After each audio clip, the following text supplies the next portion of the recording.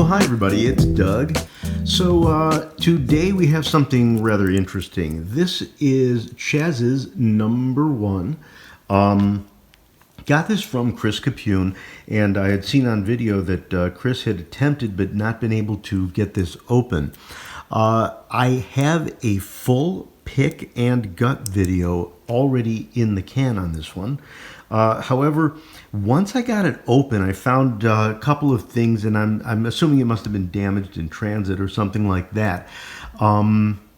Primarily, there were damaged inoperative springs in some places, and in one case, there was a super strong spring that looked like it had come from maybe a pen. However, it was misplaced. When I placed it properly, it actually held the key captive and wouldn't let the key come out. So I did replace that with a conventional spring, and now everything's fully populated. Original pins, original layout, key, everything. All I had done was really refurbish some springs and stuff like that. So I thought rather than that video where you really saw sort of the torn down version, I'd rather let you see me pick and gut the refurbished version of this one. So this is Chaz's number one, and let me see if I can get you a good angle without obstructing my view. All right, key goes in, it turns, everybody's happy, and let's get ourselves gonna use the Sparrows offset hybrid and the standard 50 thousandths top of keyway that I usually use for a quick set style keyway like this one. So let us start tickling around the key pins. If I could only keep a hold on my tensioner. So basically getting little movements and light clicks, slight set-ish movements on 1, 2, kind of nothing until I get to 5. Back towards 1, get a little more movement. And we're probably seeing just a little bit of tilt on the core, like false set, but not a lot. Now again, I've picked and gutted this one already, so there's no real surprises, but it still is challenging all the same. Okay, just got up over something spool-like back at, I think, 5. Okay, some deep false set because of 6, I think that was. Okay. Coming back to 1 to see if there's any signs of movement there. 1, 2. 2 wants to move, but I think there's actually a spool like around 4 waiting to be set. Okay. 1 had probably slipped, so it serrated its way up. That was 3.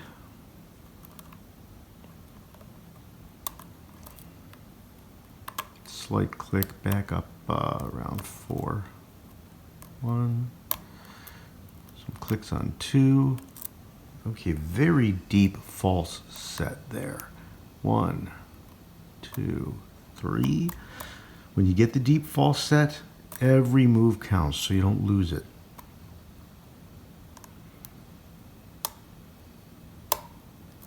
Some ratcheting on 5.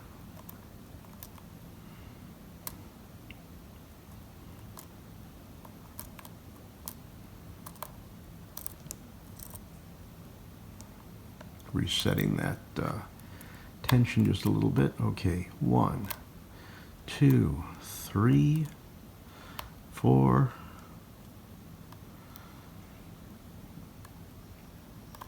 5. Come on, it's at the back there, I can tell.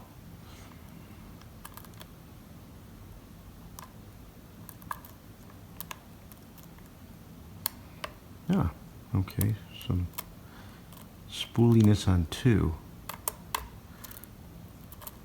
I may have actually lost some of my progress there and then just recovered it. which is why I seem to be getting back and forth there.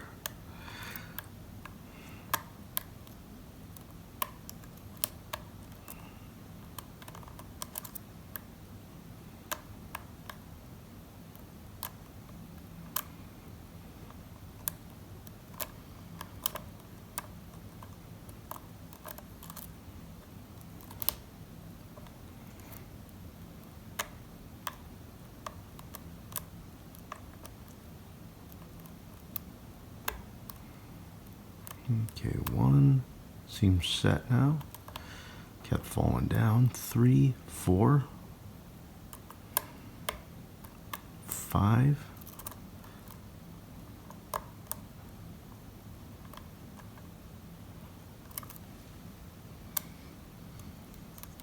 Okay, I just released some tension to see, because I felt like I overset something and did feel some dropping at the back.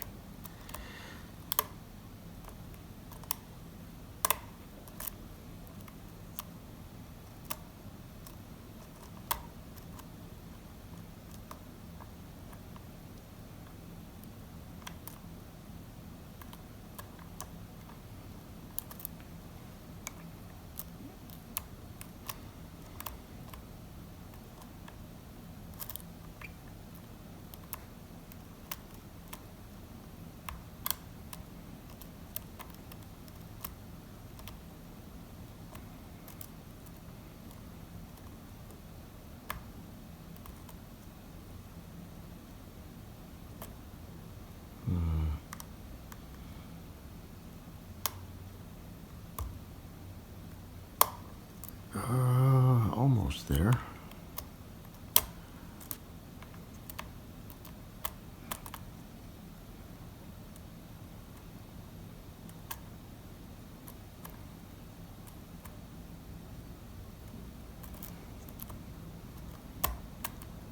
I feel like I need a little more power. Going to go to the Peterson gem in 25 thousandths.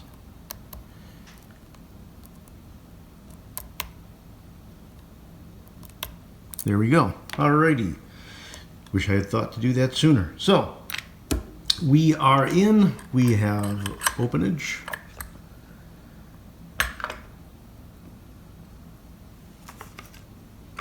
Time for disassembly.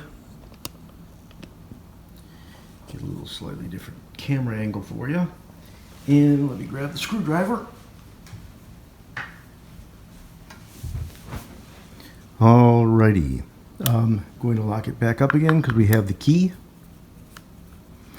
Now, while I've got a moment to talk here, we had a couple of people asking about why I always shim. And here's the answer. Basically, normally the core is solid, which means that when we push the plug outward this way, the driver pins are going to be riding up against the plug as I'm pushing it out and as the follower takes over. But some cores have either what they call fishbone, which means it's drilled, it's actually a partial plug. I keep saying core, but I mean plug. Either it's got like ribs in it, which saves them manufacturing money, or because of what they call construction keying, which I won't get into here, they sometimes have holes drilled along the side. And if you rotate this so that the ribs or those holes are up against the Bible, the pins, as you push it out, those driver pins will drop into those holes and literally force themselves down and lock the plug in place. So you need to shim so that you separate the Bible from the plug as the plug is being pushed out. So sorry for the long explanation for those of you that are already very, very familiar with it, but that is why we like to shim. All right, come on. A little rotation so the shim can go in.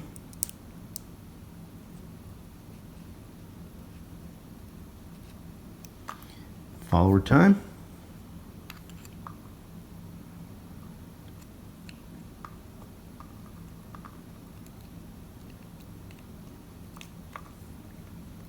Kind of tight.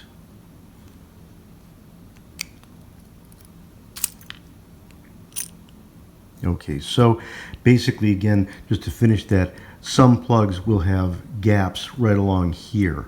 That's what I'm worried about the driver pins driving down into.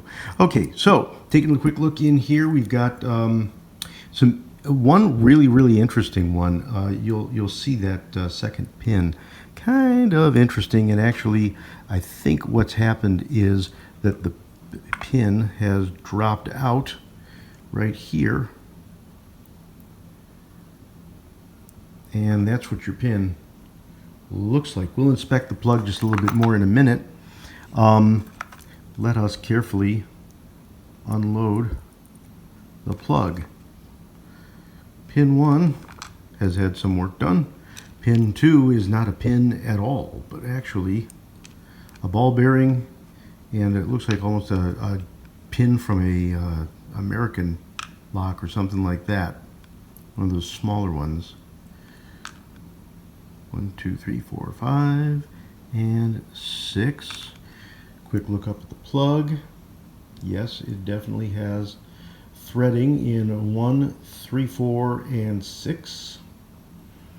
Let's see if there's any counter milling. Nope, no undercuts. Alrighty, plug done.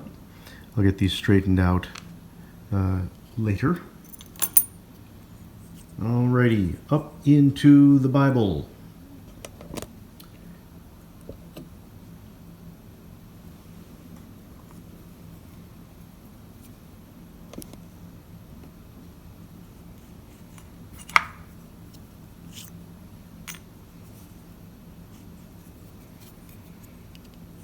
Okay, pin 1.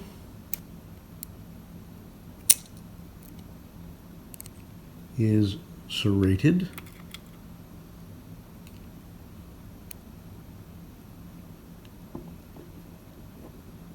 Sorry for bumping you there. Pin 2 just shot off into my lap onto the floor.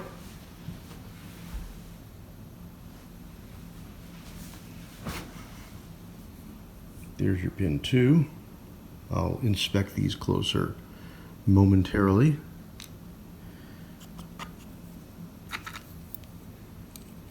And along with pin 2, there was a wafer. I actually had to add that because of the way that the spring would be trying to push into that pin.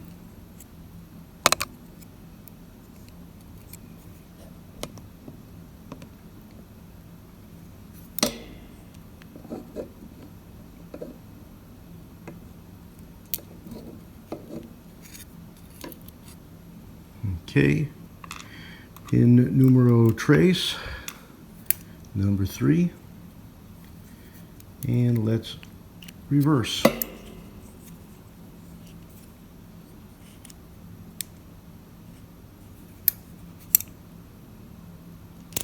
Bah! Gutting disaster. Alrighty, well, fortunately, I already know how these go.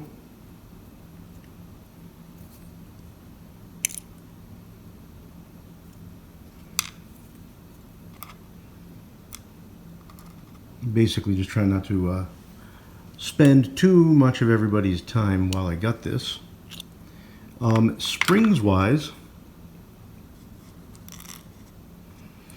we have a myriad of springs, but you can see they're sort of eclectic. Is that the word? Those are not what I would normally call your standard springs. So all around, we've got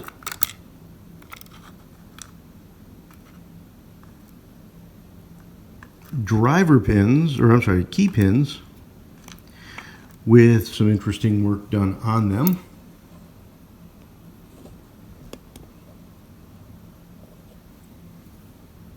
with serrations on that one. That's not even a pin there. One serration on that one. Standard. This one has a sort of a T-pin. It's narrowed at the top. And this one has its own built-in spool. Then up to the drivers. That one is like it belongs on the railing of a staircase. That one has a spool and a very narrow tip. This one was T-pin like.